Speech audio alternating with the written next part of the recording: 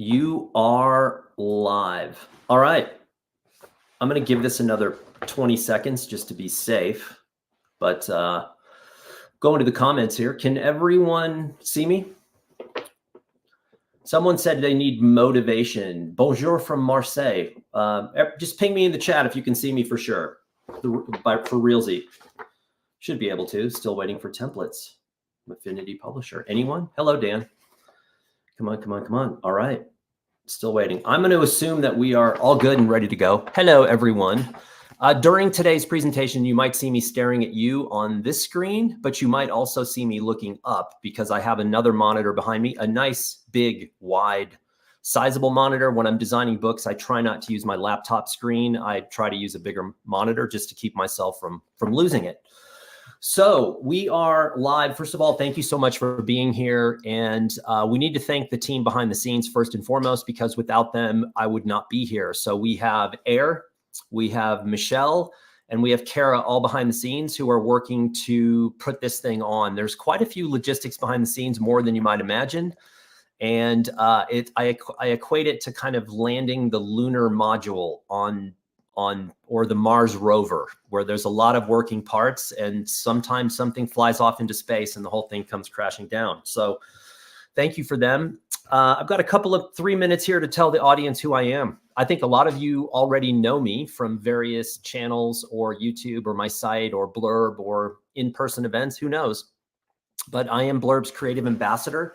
My name is Dan Milnor. I did my first assignment with a camera in 1988. I was terrified. I was terrible as a photographer, but yet I was getting assignments. By 92, I had a degree in photojournalism, and I had my first job in photography, full-time job at 1993. And I did that until 2010. And then I took a job with Blurb thinking it would be 3 months. And 13 long, arduous years later, I'm still here. And I'm a shell of the man I was back then. But that's a whole nother story. So that's about 3 minutes. We're going to move into the, I'm looking at my list here. Got quite a few logistics I need to talk about. What are we doing today? So today is a little different. As I mentioned before, I've been here for a long time at Blurb, and we've never really done an event like this, which is kind of in some ways astounding, but also not that surprising. So today is a 2-hour session, which is pretty long. Pace yourself. If you need to get up, take a break, walk around, you'll have plenty of time. And what we're doing is basically, we are going to be looking at people's works in progress. I'm going to be giving some feedback, looking at some works in the of what people are putting together. Then there's going to be 2 sessions of me working on a book, which is actually going to be a notebook. And it's just going to be me kind of showing some of the things that I would do, some of the things I consider when it goes to making a book. And then also you need to stay tuned, because in the middle, after the first 20-minute session and after the last 20-minute session, there's going to be some giveaways. And frankly, I don't think there is anything better in the world than getting something for nothing. That just makes all of us warm inside. So we're going to be doing some giveaways. And the next thing I need to tell you, and you know my intense love of all things social media, but if you really want to keep in the loop as to what Blurb is doing, then the easiest way to do that is to follow Blurb on social. And I get bombarded all the time by people basically reaching out either through my website or my YouTube channel. And they're like, hey, how come I didn't know about such and such? Or how come I didn't get a coupon code? And I'm like, do you follow Blurb on social? And they're like, nope. So this is me suggesting to you that you follow Blurb on social if you want to know what's going on in the Blurb ecosystem, Blurbosphere, if there is such a thing. Now, has anyone, I'm not sure what this means in Europe or Asia or Latin America or anywhere else, but has anyone heard of the expression Black Friday? I don't know what that means. Here it means chaos. It means giant hordes of people fighting over flat screen TVs, but it also comes with tons and tons of deals. And Blurb is going to have a Black Friday deal. And no, I am not going to tell you what it is, because it would ruin the surprise. And I like surprises, and I would rather not tell you and then build the apprehension or suspense in the background to do that. Couple of things, housekeeping and things I want to really suggest to you to use. And I do this every time we have a chat, every time we have a talk. I'm going to go to the main comments here real quick. Use the chat. They're, as I mentioned, the three folks behind the scenes, they are monitoring that chat. And it's also a way for me, I can stop, take a question. If you guys are confused about something or you want to know in more detail about something I'm saying, hit me up in the chat and, share your progress on what's going on. So Ext Kate said that she orders most of her Blurb books on Black Friday. So I'm assuming that most of you, and maybe someone described what it means in, is Black Friday a thing in other parts of the world? We've got Minneapolis, the Netherlands, Canada, ton. That's what I love about these. What I love about these talks and these classes is that it's global, and that's exciting to me.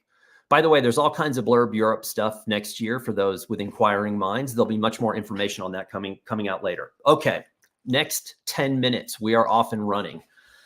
So I want to encourage you to share what you're working on via the chat. So let's just kick this off really quickly. Who's making what?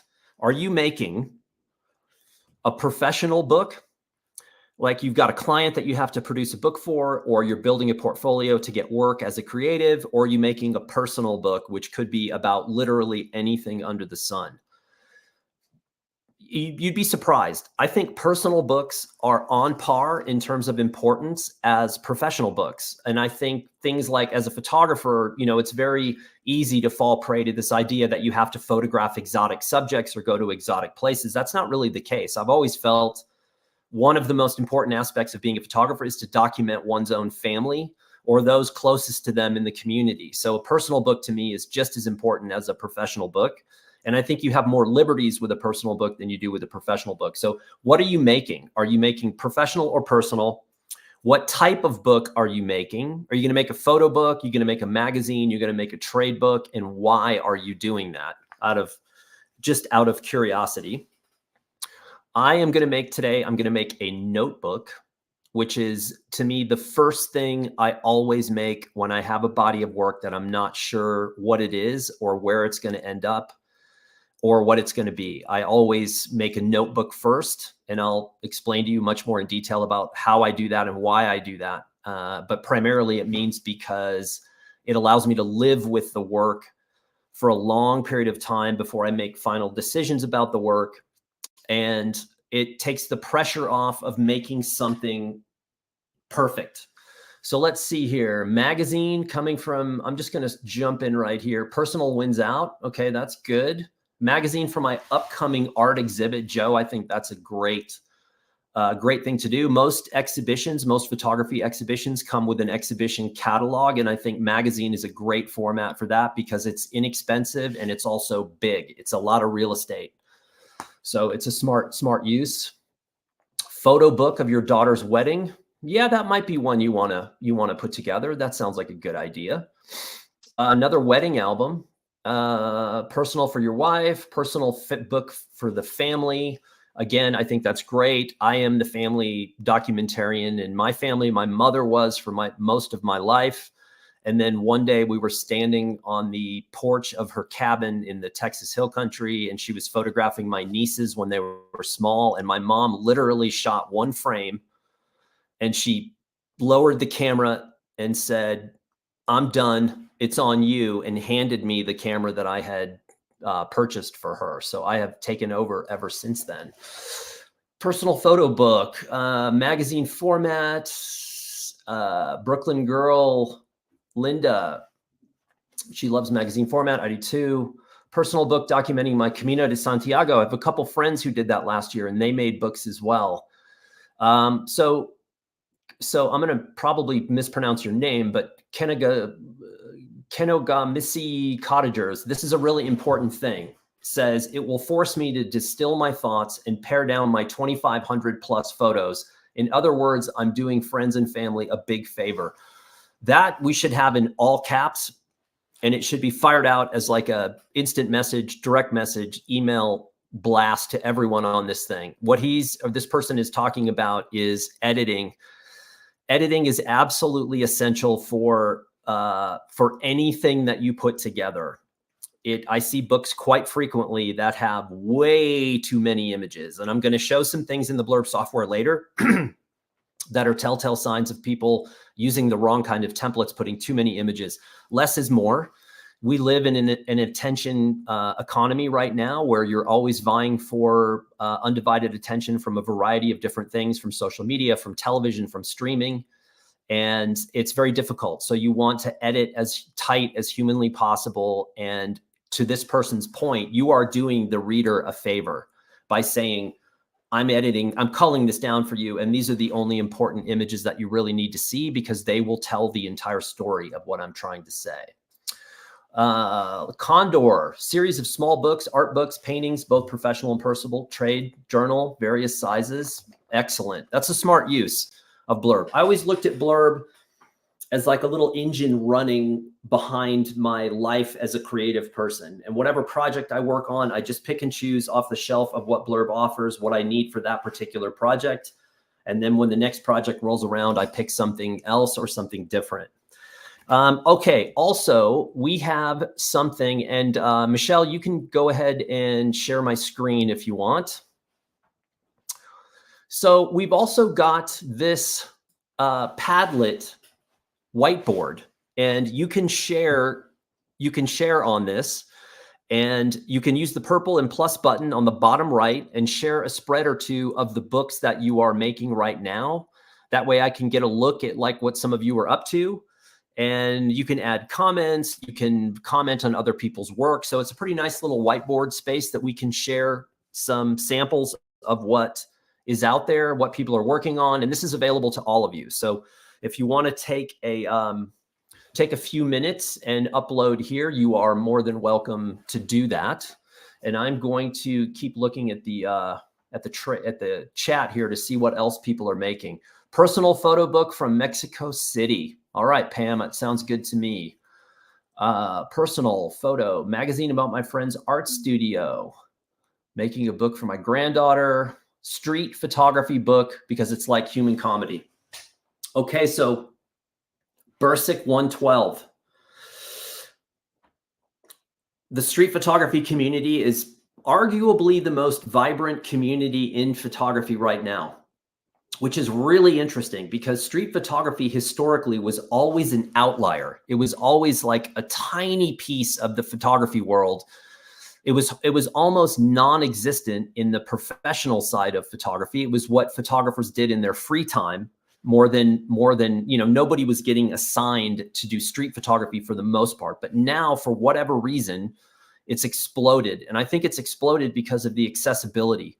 However, the tough part for you, which is going to really make you focus, is I see a lot of publications that are street photography publications.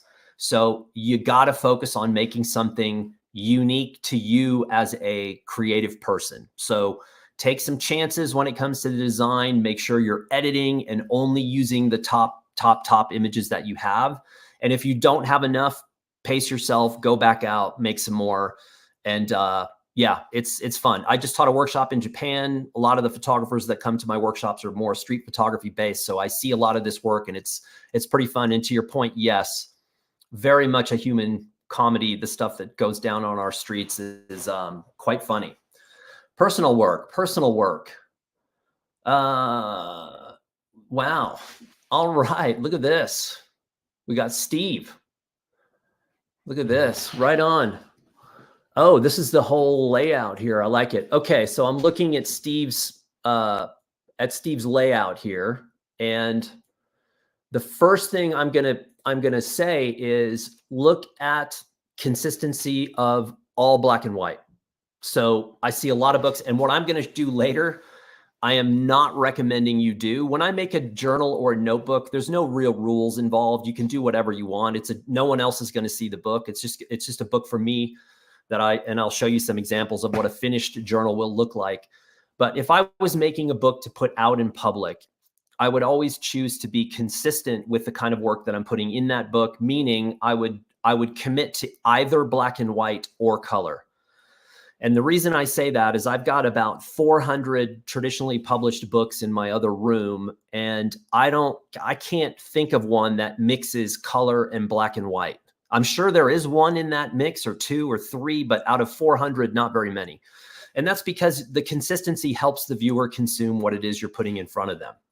So hang on one second. Let me do a little private chat here, make sure I'm not, let's see. Okay. So what I like about what this person Steve has put up here is consistent black and white. Now, Steve, there is a couple of things. This book is, in my opinion, this book is too tight. So you have inside cover and you start with an image, and then it's image, image, image, image, image. There's no breaks throughout this entire book. You've got images on both pages. And what that means is this is the intensity of this book. It's just bing, bing, bing, bing, bing. What you want is a book that has a story, a narrative arc.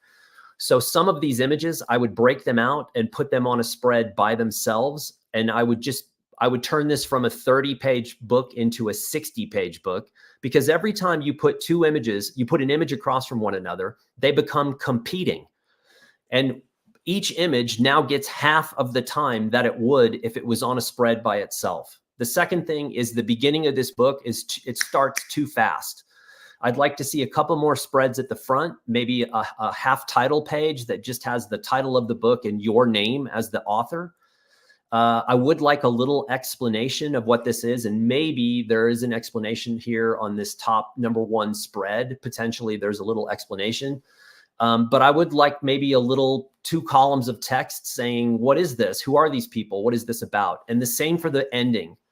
It just ends again, and there's nothing here. I would either put something in the back, like, you know, a description of where these images were made, or a dedication to someone, or why it is you love dogs so much, something like that. You want the front of the book to breathe and the back of the book to breathe. And you want that middle part to have a little, you know, a little story. Okay. And Steve, this was your cover here. Hang on, hold the phone. Yeah, love that cover image. I like the vertical text. I like the pattern you have in the background. I like this too. The cover looks great. I think you just I just feel like I want to take your book and I want to pull it apart a little bit. At the beginning, I want to pull apart the end, and I want to space out the middle of the book to let some of those images breathe on their own. Okay. Oh, Steve, you got the spread there. Okay. Inside cover. Oh, look at this. This is right up my alley. Okay. So Steve, we're moving on from you, but I think that's a good place to start. Look, I'm a total bird nerd, so anything about birds is good with me. And I'm not opposed to dead birds either. I think that's a really interesting thing. I like the graphics on this. I like the handwritten dead birds. And there's a kind of a morbid sense of humor here with this, which I really like. And it's simple and clean and an easy read. And 99.9% of the books on birds are not about dead birds. So this could be really worthwhile, you know, investigating. Nice job. Memoir, Fearless Antelope. Whoops. Let's see here. I'm going to go here. Oh, that's downloading for some reason. Cannot upload an InDesign image. Not sure what's going on there. Fearless Antelope. Yeah. So you guys are getting lots of really good comments here on what you're creating. Doesn't that go into the purpose of the book? Brooklyn Girl, much appreciated. How's the handwriting? All right. I'm going to go here. Look at this. I am AI. Joe Nalvin. That's weird looking. Joe, question, anything going to go on the back cover here? Just out of curiosity. Yeah, I mean, I would also maybe investigate different typeface from what you're using right now. You know, type is a separate language. I said this in every event I've ever done for Blurb. I think book design is a language comprised of numerous dialects, and you kind of have to know how to speak all the different dialects. So Choosing materials is a dialect. Typography is a dialect. Editing and sequencing, those are two more dialects. Page design, that's another dialect. And so it's really unrealistic to expect all of us to be good at all of those things right now. So we all have to practice. I've had one design class in my entire life, and that was in 1990, where I had to design a cover of The Last of the Mohicans, and I had to do it with like a T-square and tracing paper and press on type. So we didn't have any computers. That's the only extent of my page design experience, and that was a long time ago. And so I had to play catch up, and I am still not a book designer. I'm not a full-time book designer. I have a ton to learn, but type is one of those things that you cannot overestimate how important it is. So Joe, I would at least experiment. Speaking of faces from the past, my old buddy Paul is here. Paul is a photographer. I rented a room at Paul's house in 1995. Something like that. He taught me a lot about photography. Oh, by the way, prior to Blurb being in existence, prior to print on demand, prior to any of that, Paul and I, thankfully to him, because he had it, we made the first digital inkjet portfolios that anyone had seen, believe it or not. Yeah. So, hey, Paul, good to see you here. Okay, so I'm going to look at a couple more things. Oh, this looks good. I'm going to do a couple more of these quick, and then we're going to get into a 20-minute session before I get in trouble. Love this typeface. And I love the fact that you have to work to read it. Now, that's about legibility. Legibility, you would think, what are you talking about? Why would you make it hard for someone to read this? Anything that you can do to demand extra attention to what it is you're putting in front of someone, the better. Now, you might lose someone. You could get, if someone's irritated, they might say, well, you're making me work too hard. I don't know what this is. I'm going. Fine. Lose those people. They're probably not your fans anyway. But I like this. I like this typeface and the fact that it's a little tricky to read on this background. This is pretty tricky as well, but I do like this background element. So overall, I'm okay with it. I'm not saying this is what you end up with necessarily. This right here, very tricky. I might even play with the placement of these. I don't know. Remember, nothing has to be centered. Book design has a million rules, and you can break every single one of those rules, because as long as you justify why you're doing it, you should do it just to play around. All right, one more of these. Whoa. Oh, this is the full book here. All right. So I like some of this stuff a lot. I like the type treatment on these pages right here, the 2 columns of type. I see a lot of folks who would just put a single column of type across the entire page, and that I'm not a big fan of. I much more like breaking these into columns. I like how these columns are offset here. Some of the white on black, that's a tricky thing to do. I do think, and I see you got a lot of columns for text here. It's a lot, very text heavy, which is kind of interesting. I like photo books that have a lot of copy. I think they're more interesting than just photo books that have nothing but photography. I am skeptical of these pages in the back with the thumbnails because remember, I got a trivia question before we get to my first 20-minute bookmaking session. I got a trivia question. What happens when you hand your photo book to a stranger? What happens? How do they physically consume that book? How do they physically consume it? And by the way, keep uploading, because when I take a break in a little while, we're gonna go back and look at some more of these. So if I didn't look at yours yet, don't worry about it. What happens when you hand a photo book to someone and what do they do with it? How do they physically consume it? So if this is my photo book that I'm handing to you, and I hand it to you and you take it, what happens? Well, Cecile wrote they zoom through it. That's true. But the majority of people in the world are right-handed, which means the book goes in their left hand, which means they open your beloved book from the back, not the front. That, sadly, is a reality. So the person who designed that book with these in the background, these in the back of the book, that conceivably is how 80% of the people are, that's the first thing they're going to see. And I don't think that's what you want them to see. I think you want them to see what you have up here. And that could mean duplicating what you have up here and putting it in the back of the book as well. I've done that many times. People think I'm weird for doing that, but my wife was the one that clued me into that and said, stop complaining that no one's looking at your book from the front. Just design the back like you did the front and you're fine. So there's something to be said for that. All right, so this whiteboard thing is working really well. I'm stoked to see, and there's, another bird thing here. That's my first 366 zine, Florian, that looks really good. That's nice. I'm glad that whiteboarding tool is going to work. So I am going to hide this for now. I'm just going to move. Actually, I'll just put it here. And I'm going to start so we are at 12:25. I'm going to do 20 minutes now. This will be a first, watching Dan work. You guys are gluttons. That's all I'm going to say. So let me explain to you what I'm doing before I start working. So as many of you know, the people who know me already, you know that I love notebooks, right? Journals. So this is not a Blurb publication. This is a Bear and Fig journal, which I put my little stamp on here. And another little stamp on the back. I've been carting this thing around for a few months now, but you know, these are the journal books that I use all the time, right? I write in these every day. It's been a part of my life for decades and decades and decades.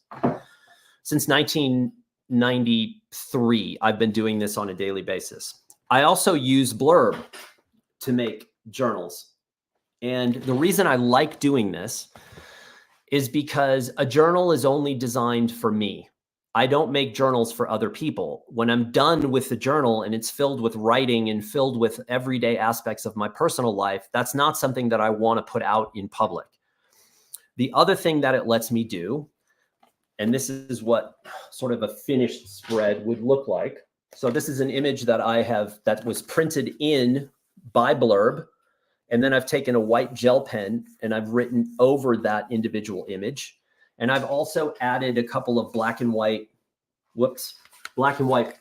images here on the bottom, which were glued in after the fact. These are from Antarctica. The journal itself was from Albania. Now, I've been to Albania 3 times. I've made a bunch of work there, but I'm not exactly sure where that project is going. I'm not exactly sure what it is. So I need to live with that work for a while to figure out where it's going to ultimately end up. A great way to do that is to make a journal, because this I'm living with. You know how long it took me to finish this? This took months and months and months to get through the writing and the gluing and all of the different things that I do in these publications. And there's plenty of blank pages as well. So there's a lot of pages where there's an image, but then there's plenty of other kinds of writing involved. These take months and months and months to do. And in that time frame, you come to an understanding about your work that you might not have otherwise come to because you're in a hurry or you're racing or you're saying, I got to put something out right now. So I call these journal books or notebooks, I call them gateway books, because they are the gateway to what eventually you will make with that same work. And I absolutely love working on these. Like this to me is a really beautiful spread. That's a double exposure image. So the swimmer here is one, this diver is one image, and then the background is another that was done in camera. And then I write over the top of it with a white gel pen. So today's work is the same. I have a current project in New Mexico, and I don't know what it is. I thought I knew what it was, and I've been working on this project for years. And here's why that's important. Again, we get seduced by the exotic. I had in Japan, I had a student from India, and she was a really super cool person to be around. And she lives in Delhi, and she would tell me little bits and pieces about Delhi. And in my head, I'm like, oh, that's got my name all over it. Like, I got to go to Delhi. I got to go to Delhi. But the truth is, I don't know when I'm going to go to Delhi or if I'm ever going to go to Delhi. But I know for a fact I live in New Mexico. And I love New Mexico, and New Mexico's right here. So I have access to it all the time. So I have been working on this project for years. And in the past year, I have changed 3 times from what I thought the project was and where it was going to what it is now. And that's based on limited opportunity to photograph. I don't have a lot of chance to photograph. So today what we're going to do is I'm just going to start throwing things in to a notebook to try to see, what we have here. So I'm going to hit create, and I'm going to go to notebooks, and I'm going to choose an 8x10. I'm going to start here. I'm going to do, now I can change all this later, but I'm going to do grid dotted pages. And again, these are features that are for notebooks. These are not in photo book. It's not in magazine. It's not in trade book. These are features that are aspects of making a notebook. And one of the beautiful things I love about this is I can choose whatever I want right now. I can do dot grid, but I can always change it later. And I don't know about you, but when I was in school, especially like elementary school and middle school, I was a total mess. And it was always the smart kid that had the grid dot grid pages. There was always one kid in class who was like interning at NASA, and I was like interning nowhere. And this kid would have a notebook, and it was always a dot grid. And I was like, there must be some explanation here, but I'm gonna choose dot grid, and then I'm just gonna keep it soft cover because I don't need a hardcover on a notebook, and I also don't want to spend the money for a hardcover. I'm just gonna keep it soft cover. I'm gonna hit next. I'm gonna use this as a test. I'm going to put my own nombre in here, and I'm going to keep this on the desktop just because I will probably pitch it and start over at some point. I'm going to hit start project. Boom. It says, okay, where do I want? Do I want to pull images from these services? Absolutely not. I don't use any of those services except for Lightroom, which I do use, but I don't pull images from there. I'm going to hit select photos. I'm going to go here and go to birds. And by the way, I may not talk this whole 20 minutes. I may just, and this is a weird assortment of stuff I'm pulling in here. I'm just going to import all these things. I'm just going to import. Nope. I could literally just have the software place those images. It would just be like a photographic tornado for like 10 seconds. And it would just go, and they would all be in the book. But I'm not going to do that. I want to place them myself. That's half the fun. Okay. So cover, front cover, inside cover, blank pages. And I got all my images up here in the timeline. Now, not the timeline, in the photo line up here. But here's the tricky thing, okay? Here's the tricky thing. There are pictures of birds like this. Let me just go to a straight bird picture. Okay, this is, I think it's a mockingbird fighting with an osprey. Okay, whatever. Little action moment. It's birds. This is not a bird book. Let me repeat that. There are pictures in here that are of birds, but this is not a bird book. If I put a bird image on the cover, then 70 million Americans who are birders may say, oh, that's cool. It's a bird book. I'm interested in that.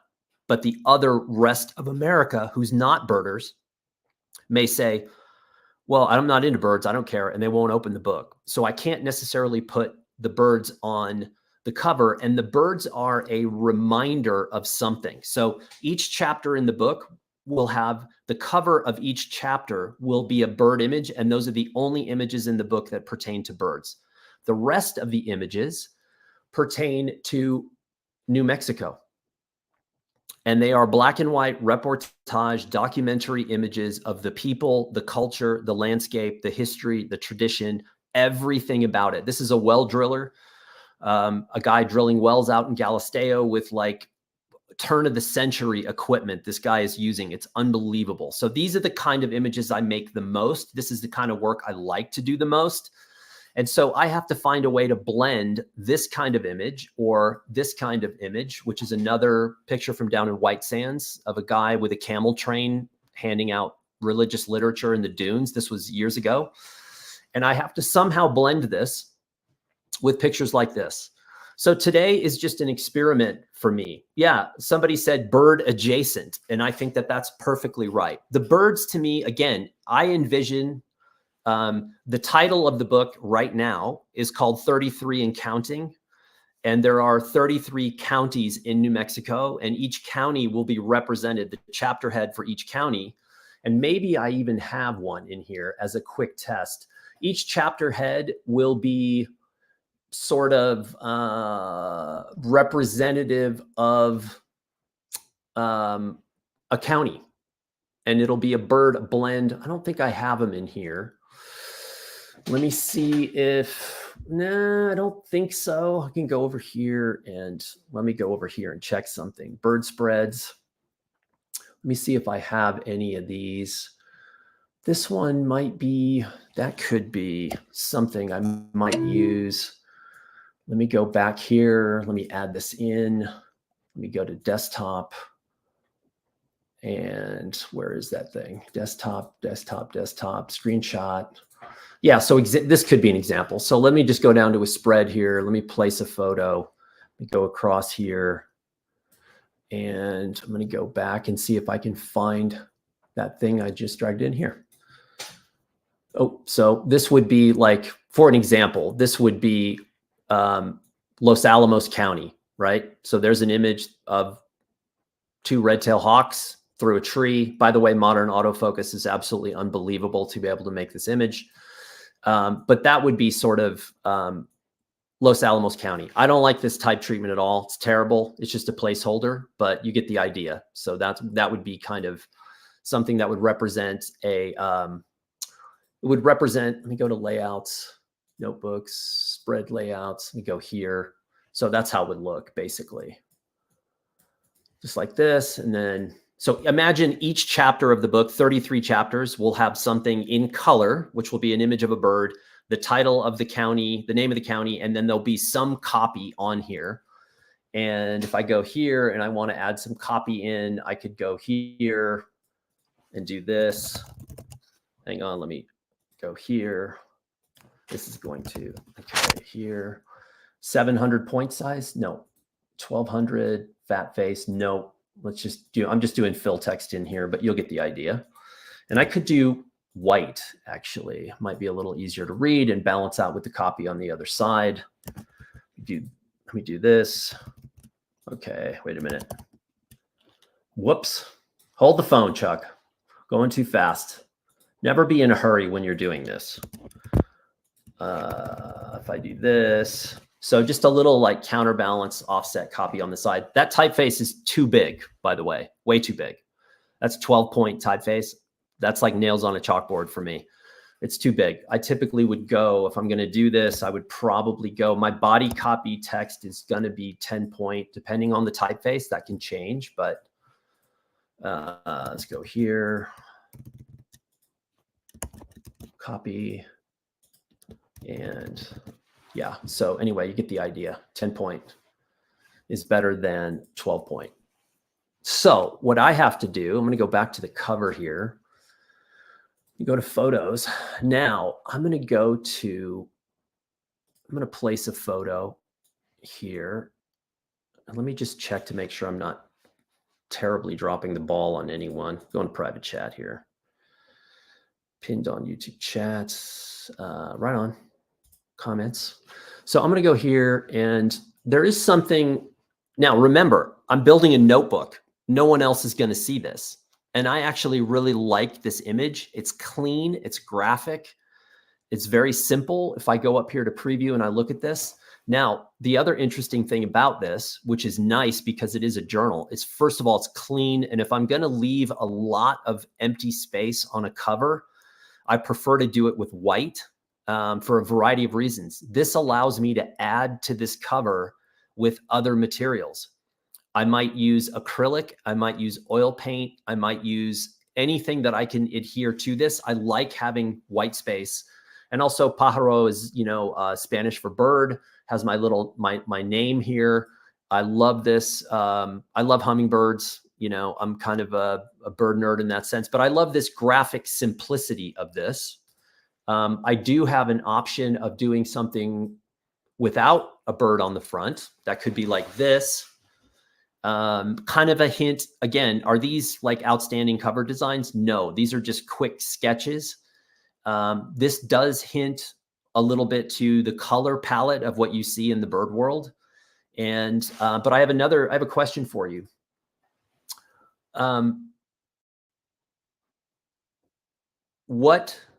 Which books sell at a higher rate? A book with an image on the cover or a book with a graphic on the cover?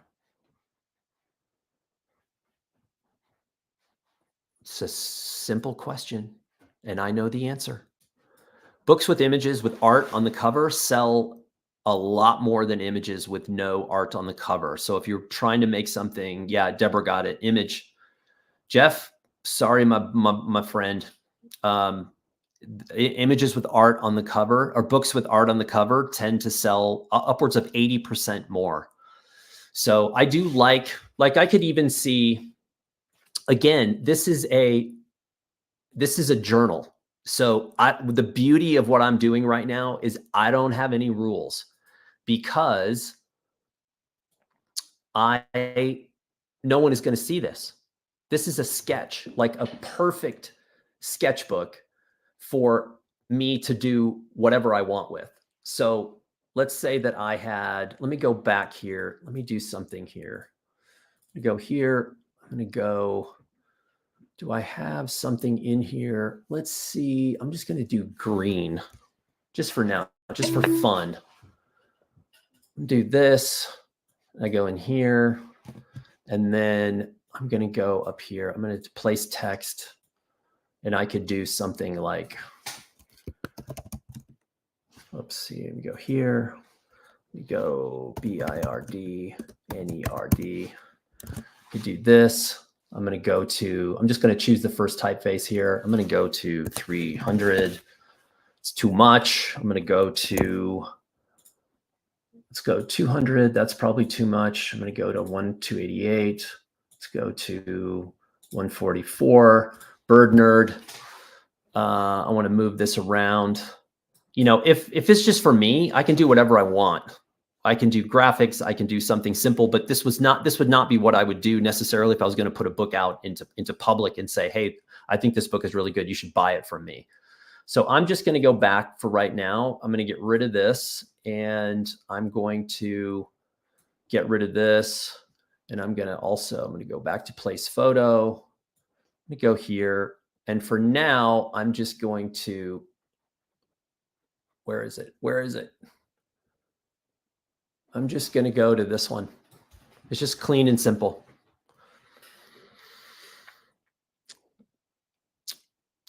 Karen's asking, why do you need to make a journal if we already know exactly why we're making the book? I don't know exactly why I'm making the book. So the story that I had originally, which is what I said a minute ago, the story that I thought I was doing on New Mexico is completely different than it was a year ago. So I have to restart, and I have to figure out how I am going to blend two very, very different kinds of photography together. And I don't really know exactly anymore what the message of the book necessarily is, other than I know who the audience is. I know that it's people who live in New Mexico, people who have lived in New Mexico, and people who might want to live in New Mexico that are interested in the culture and society here. I've also got the birding angle. So there's people who potentially will want to engage with that book, but I need to figure out what story, because the story from a year ago has changed, and that's changed because of my limited time to make pictures in the field. I have to change what I'm doing. I have to scale back my original intentions. Greg asked, hi, Greg, by the way, do your bigger projects start as a journal and figure them out? Yes and no. Sometimes yes, sometimes no. In the past, I never really had the luxury. When I was working as a photographer, I pretty much knew what the story was. If I was either assigned to do it or it was a story that I came up with on my own, I was very much story focused. The journals were separate. And also back in the day, I didn't have access to Blurb notebooks. So I was using regular, composition books from the grocery store. And I was using the journal in a different way than I am now. So now it's much more a part of the process. But again, I don't have the time that I used to have for, whoops, sorry. Let me go back here a minute. I'm going to do this. I'm going to go to layouts. I'm going to go to spread. Actually, I'm going to do something here. I don't like full bleed. I'm not a full bleed person. I like a border on my stuff. So I'm going to do that. Then I'm going to save it. Full spread border. I'm going to save that. And now I have it here. I can reuse it all the time. Go back to photos. Go here. I like this. Let me go here a little bit. I'm going to zoom this a little bit. I'm going to move this over a little bit more. Just like that. It's simple. And now I have this whole spread I can work on. I can write on this. I can add anything I want. But look how similar in composition we have from here to here. So simple, black and white, graphic, although obviously a little bit's color here. This is kind of a theme that I could see continuing. So if I go here and I go back to layouts and I go to this border and I go here, I've also got other images that sort of fit with that same minimalistic graphic style look. So this I look at and I go, I like this. This is nice, clean, minimal. It works. This could be a theme that I use in the future to work on one aspect of the book. Okay, I'm just checking the chat here. When do you decide to print a journal? Annie, or Anne, whenever I decide is just when I've got 60, 80 pages and I feel like I've done enough experimentation in it that I kind of want to see what I want to live with, I'll just print it out. Because again, these are not really expensive books. This is not like printing a hardcover photo book or a lay flat book, which might cost you, $100 or $120. This is a $20 book or a $30 book. So it's a much easier to hit print than it is to not hit print. So, okay, let me see here. More about tips and tricks in the Blurb program versus going through the thought process. It'd be helpful to hear more about tips and tricks in the Blurb bookmaking program. Deborah, there's not a lot of tips and tricks other than using the software. So I can show you, I just showed you a second ago how to design your own layout. So now that I have my own layout in here, which was using this button here, but it's really just taking any software and BookWright compared to the softwares that we use on a daily basis, like Photoshop or Lightroom or InDesign. This is minuscule in terms of degree of difficulty compared to something like Photoshop, which can take years to really understand and master. I certainly am nowhere near mastering any of the Adobe suite. I know enough about them to do what I need to do, but that's about it. BookWright just takes a few test drives to understand the layouts, features, the photos, the text files, how to do these things. This is a piece of software that needs to work for the full range of Blurb's customer base, which is consumer, prosumer, and professional. So it's a relatively simple thing. There are a couple features in here that when I get a few more pages done, I will show you that I think are interesting. So let me go back to photos, and here's where things get, and maybe if I go here and I'm in my, let me see here, if my ego is completely out of whack, I could put myself here, which I would never do, but just for the sake of this. Now look, this is a photo of me. I'm going to click on this. There's a little button in here that's embedded. That's kind of an interesting little thing. It's called Auto Image Adjust. And as you'll see here, when I turn this on and off, look at the changes to the file. See, that's a little flat, little muddy. That's adding a little contrast. You don't have to do this. This is just kind of the software's interpretation of this file. The software is saying, hey, you may want to take a look at this. This is kind of how the software sees it. This might be too contrasty for you. You may like your work a little bit flatter. I think both of these look fine. What I like about the notebook paper is that it's like a uncoated stock. It has a really nice kind of textured, not overly textured by any means. It's not toothy paper, but it has a little bit of feel to it. And I think, like, I look at this, I like contrasty photography in general, so I would probably use the software's interpretation of this file. But I'm going to go down here and I'm going to try to, here's the problem. Let's see here. I'm going to go to place photo, and then I'm going to go out here in a minute and we're going to take some more questions, but I'm just going to do this. Maybe like that. I'm going to copy this. I'm going to paste it. I just copied and pasted that box so I didn't have to remake it.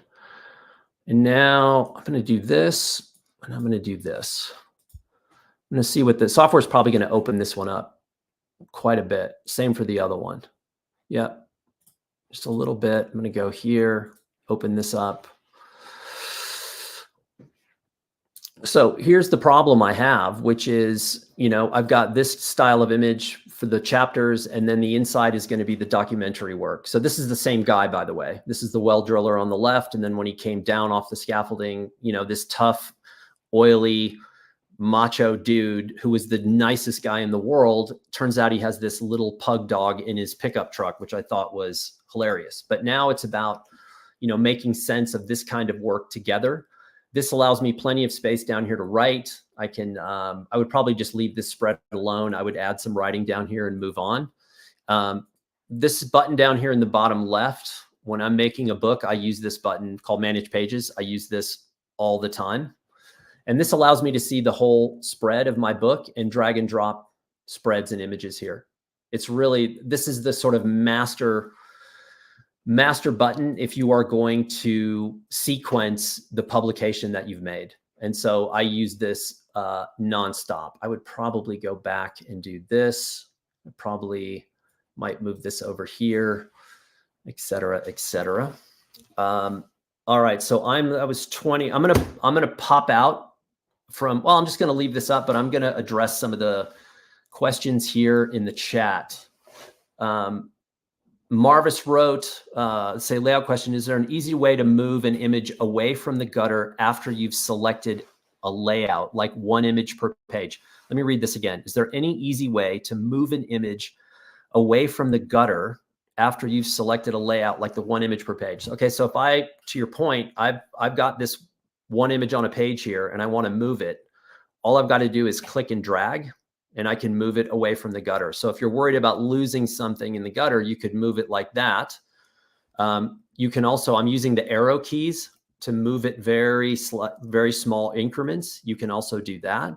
So yeah, once you've got your image container, you can move it all over the place just by clicking and dragging. And you can reposition it anywhere you want, even off the page, if you wanted to. Remember, break all the rules. Let's see. Why don't you take the photo to the edge of the page into the bleed? Is it a design choice? Yes, I am much more of a fan of a bordered image than I am a bleed. And that is a personal preference. It's not like there's one right or wrong, but most of the time, again, when we looked at Steve's work initially, when Steve had the black and white pictures of the dogs, and he was consistent with black and white throughout the book, I think you should also really consider consistency with whether or not you are doing bleeds through the whole book or you're doing borders. Mixing and matching them is a little trickier because, again, it's an inconsistent look and feel. So what I'm doing with a notebook is kind of crazy because I'm using color and black and white, which was not something I would do. It's not something I would do if I was putting a book out into the world to sell. And I'm also mixing bordered and bleeds. But remember, the notebook, when it comes to me from Blurb, is just the starting point because I'm modifying all the pages in the spreads, and I'm able to, you know, sometimes I'll actually cut into the spreads, or I'll cut sections of an image out so that you can see through onto the next spread. So there, again, there's no real rules. That's why I love, if you're new to the Blurb bookmaking process, I love notebooks, because with a notebook, there are no rules. You don't have to be Mr. Photographer or, you know, conform to a certain style and look of your book. You can do anything you want. Let's see here. You're very welcome, Mavis. Let's see here. Will you add text now? You want me to add some text? Sure. So let's take this spread. You see this little warning sign here, the upper right? Image spans across both pages. Yes, I know that. I'm going to ignore that. So anyway, I can add text by going right here to the place text, and I can drag and drop. And I can click in here and put, this is just a test. And it's using the typeface that I had the last time I did text, which I do not want. So I'm just going to do Josephine Sands, and I'm going to do 10 point. And I'm going to turn it from white to black.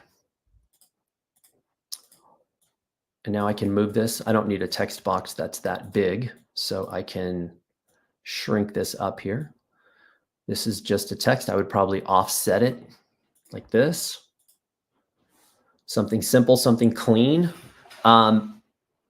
Here's the thing. Who asked that question? Silly, what happened when I added this text to the spread? What did adding the text force you to do that you didn't have to do before I added it? Now, I'm going to answer my own question. This was the only thing on the spread.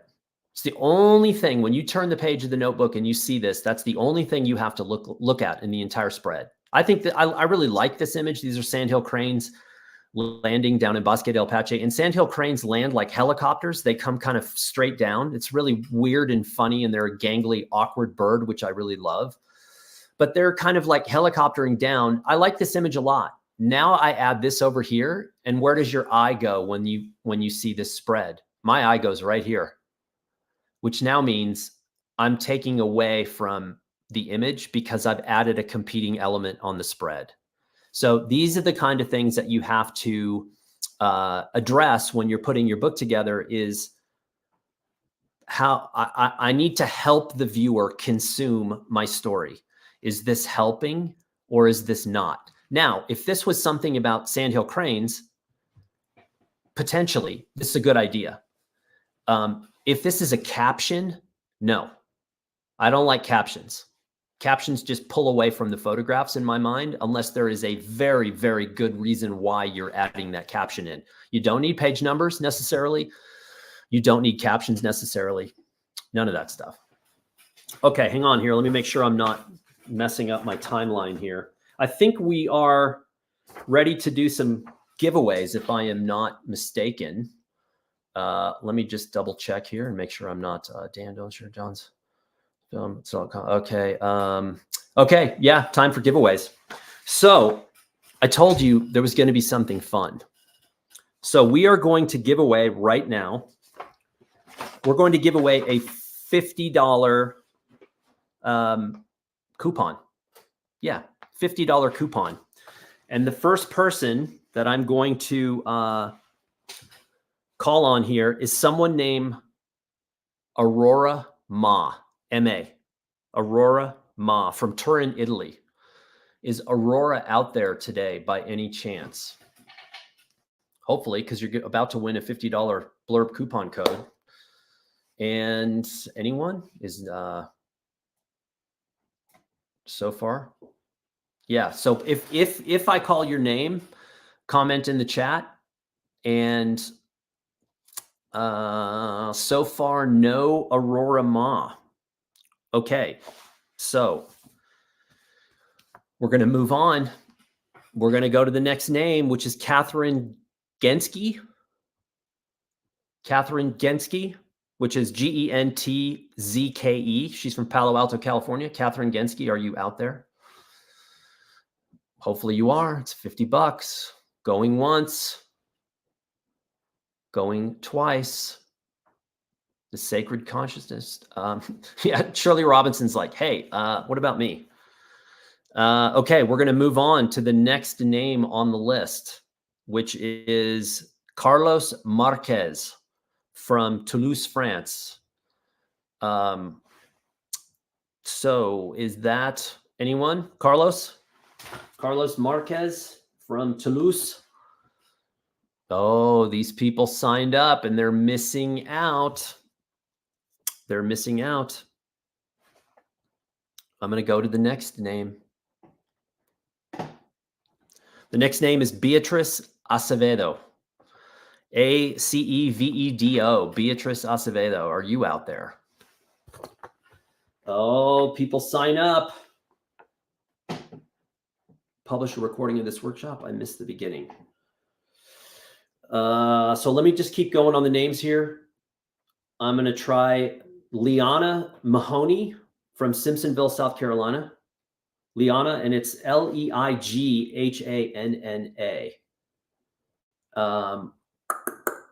Liana Mahoney. And anyone? Oh, wait. Aurora, are you here, Aurora? Is that what I've been hearing? Oh, Liana Mahoney, you're there. Okay, hang on. I'm not sure if maybe it seems like Michael Taylor knows who Aurora is, but I don't know. I'm confused. I'm confused. Anne said, I just changed my name to any of the ones you just listed. I like your attitude, Anne. That's the way to, that's called entrepreneurship. Let's see here. So, okay. I'm not sure if Aurora's here, but Liana Mahoney is here.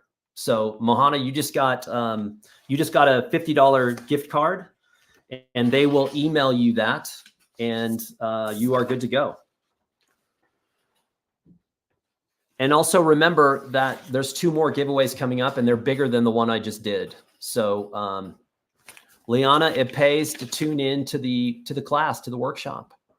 Just give us all a coupon. Joe, I also love that attitude. That's really good as well. Okay. Let's see here. 2 more prizes coming up. 2 more prizes. And all right, I want to get back to designing this book. We're going to do another 20 minutes of this book. And if you have questions about the software or you have questions about what I'm doing, just put it in the chat, because I'll be looking at the chat as I do this. And I want to try some things down here as well. And I'm going to use a shape tool. First of all, yeah, I'm going to do a shape tool. I'm just going to do a triangle. This is something I do a lot in my journals just for fun. So I'm going to copy this box. I'm going to paste it. I'm going to stagger this over a little bit, and I'm going to keep doing that. And all this is doing is just adding a little bit of design element on the page that allows me to play around. And this allows me to either, I can put images inside of a container if I want, one of these. I can arrange these by sending it backwards. And also look at what happened right here. Look at this. I'm going to zoom in. This I love. And I think this is I'm not going to call this a bug. I'm going to call this a hack. I really like this. So that is the image, but the image I sent backwards. Let me try to explain this, because I know this is probably going to be a can of worms, but I don't care because it's fun. So this is an image. I created 4 triangles just for fun. I filled one with this little hummingbird here, and I'm moving him around, or her around. I'm just going to do this a little bit more. I'm going to go like this. Okay. And then what I did is I selected that box and I started moving it backwards. I went up to the arrange button, which is right here. And I just said, send it backwards, send it backwards. Now I'm going to move it forward again. And when I sent it backwards, it put it behind this pattern on the right-hand page. So if I move this over, look at what it does. Now, I've never seen another book at Blurb that has this in it. I might have accidentally stumbled upon this myself, or I just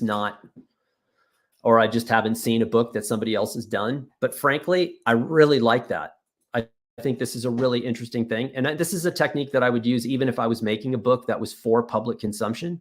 I would consider doing something like this because I really think it's a cool design element.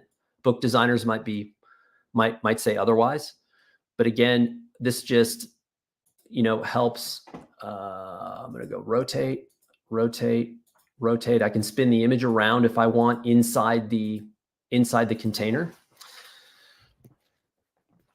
And yeah, I think it's interesting. Now I'm going to do one more thing. I'm going to go here. Whoops. Let's see here. I'm going to select this. I'm going to play around here and see if I can. Let's see here. I'm going to go down here and I'm just going to play. See, whoops, that's not wanting to do that. I want to see if I can play with, I'm going to place a photo here. Whoops, no, I'm not doing that. I'm actually not going to do that. I'm going to go back up to spreads, go here, photos, here. And if I do and again, I am just playing, I'm experimenting.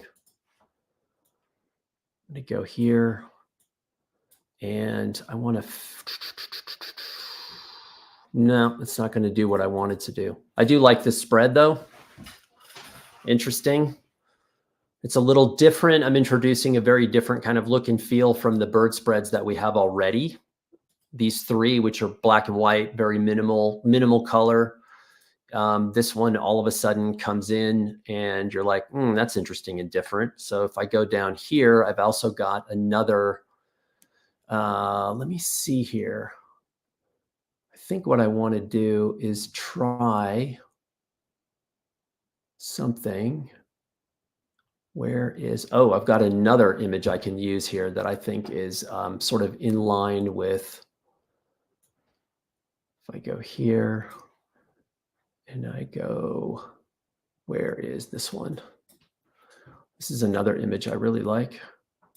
This, I think, I'm not sure this is going to really do much for this image. But again, clean, simple, very simple kind of spread. And if I go down here, I can pull this spread up in line with these others before I get to this. But there's another image I'm looking for that I think would be this one. All right, so this is another kind of fun thing. I'm going to go to, let me see here, layouts. Let me go to, let's see here. Let me go up here. Page numbers, no, I don't want those. I'm going to go here and photos. Sorry, I'm just playing here. I want to see if I can, let's see here. No, that's not what I want. I was going to do this. I'm going to create a place photo. I'm going to go here, here. And then I'm going to copy this, paste it. Probably too big. I'm going to go smaller. I'm going to go back to the comments here in a second. I'm just playing around here. Let me go here. Let me make that smaller. And then make this a little smaller. Copy, paste. So I can sort of have multiple like movement on the same page, which I kind of like. This is kind of fun. And again, I'm into the color now. So I've got a very different kind of look and feel for color, mixing color, black and white. As you can see, when you look at the overall spreads, this is very much an outlier spread here. Very different. I would probably start, I think I like starting with this spread. Again, I would probably maybe not put this in only because it distracts from the overall frame. And I'm going to write on this page anyway, so it doesn't do that. All right, let me have a look-see.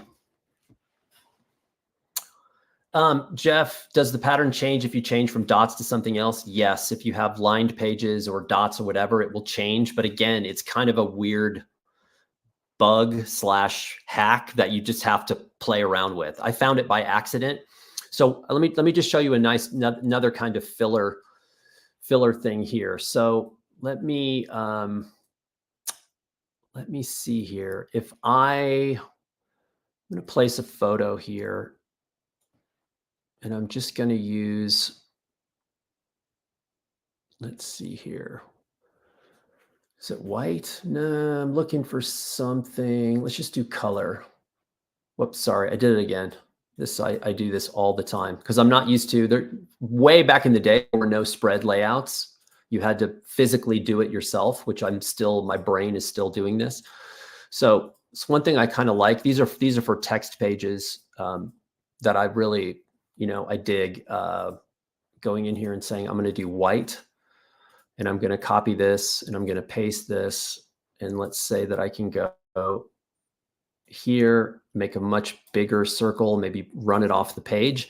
I like having these pages that are just color, where there's a shape tool on there that allows me to, again, these pages are all going to get worked over.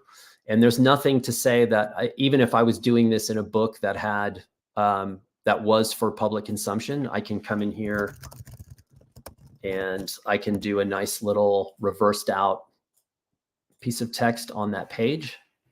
So let me go here.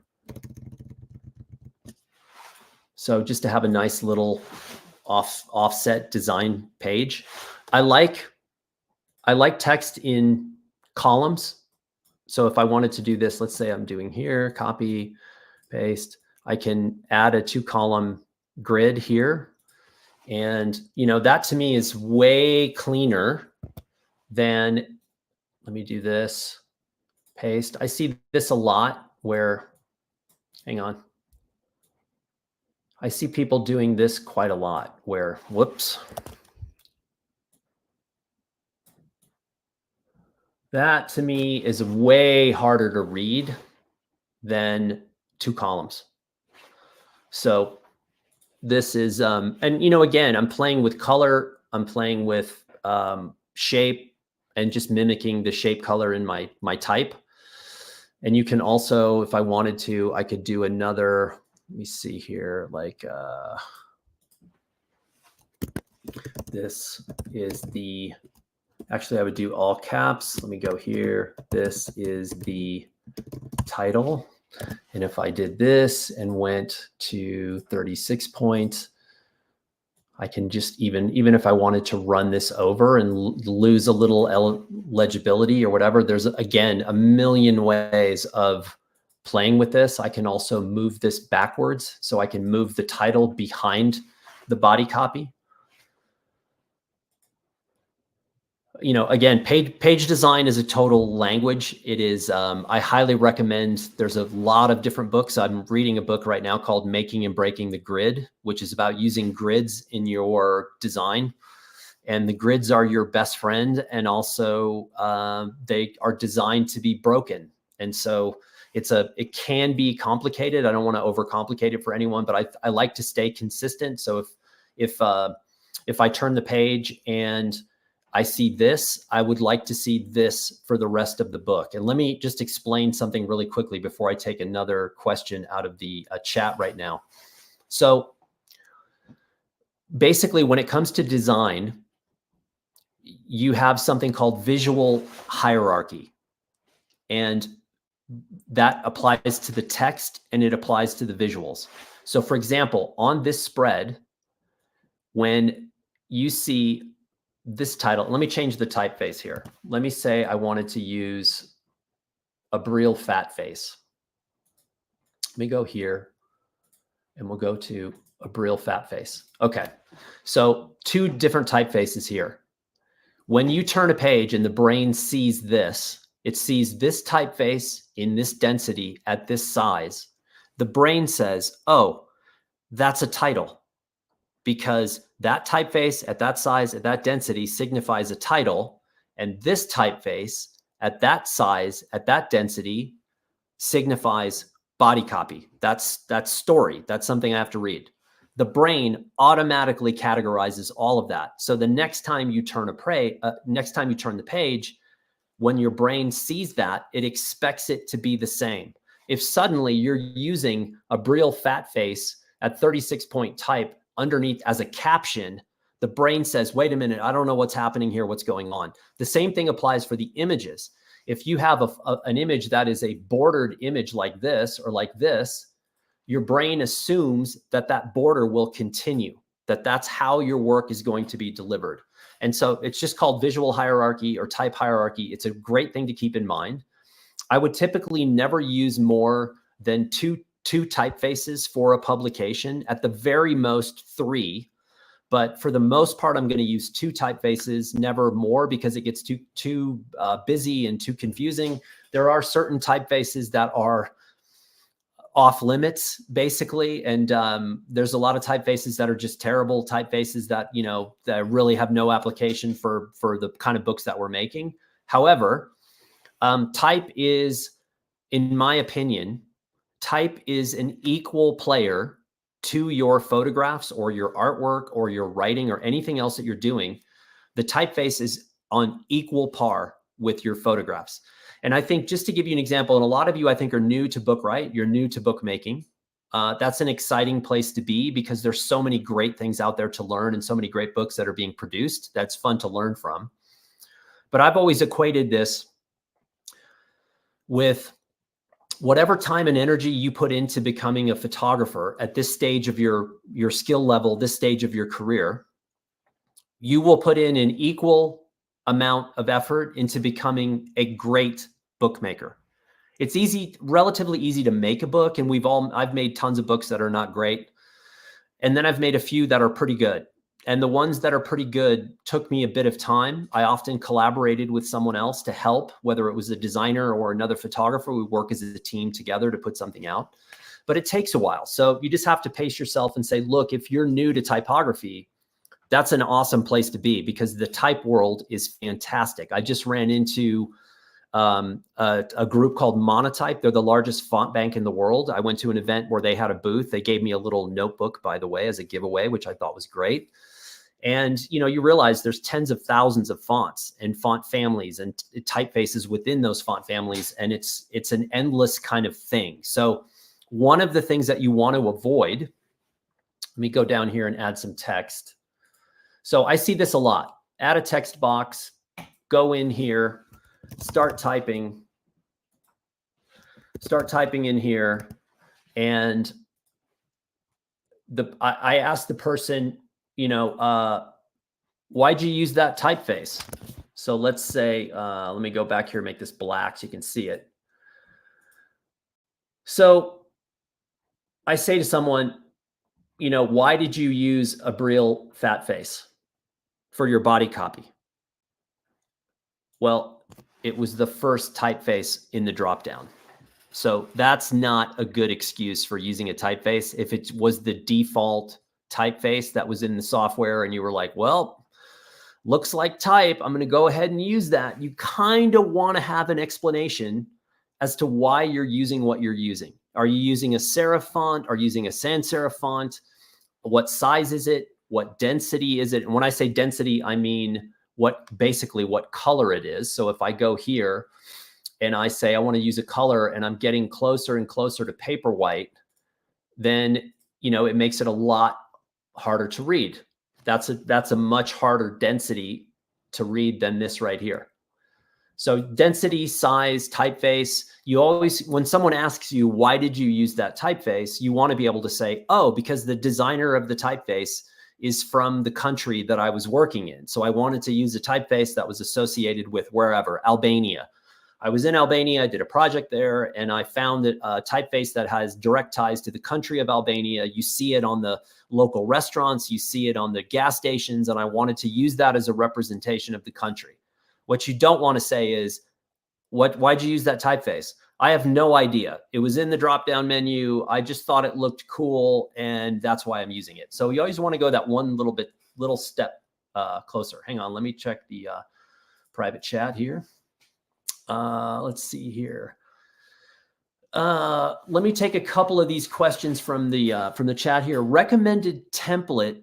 Oh, let's say, can you import other fonts and typefaces? You can actually. So you import them. Not 100% of the typefaces aren't going to work, but a lot of them do.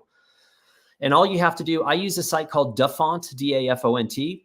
And some of the fonts are free for personal use. Some of them you give a small donation to the type maker and you can use it for commercial uses and whatever. There are plenty of sites out there that you can find. Monotype is another one I just mentioned.